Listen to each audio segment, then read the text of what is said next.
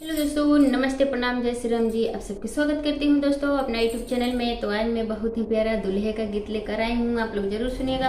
अच्छा लगेगा तो छोटा सा प्यारा सा कमेंट करिएगा। शुरू से लेकर अंत तक सुनिएगा।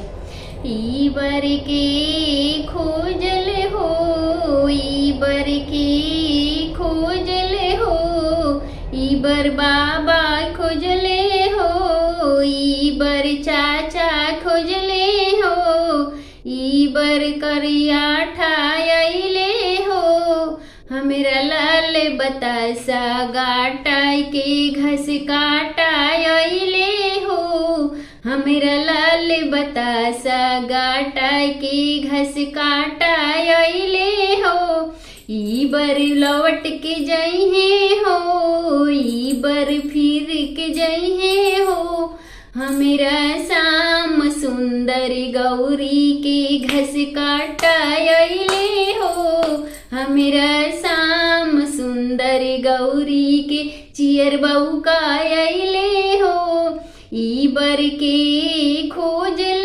हो, ई बर चाचा खोजनी हो, ई बर पापा खोजनी हो, ई बर आरा के बाजार से बदल के आई हो, हमरा शाम सुंदर गौरी के चियर बउकायले हो, हमरा लाल बतासा गाटा के घस काटायले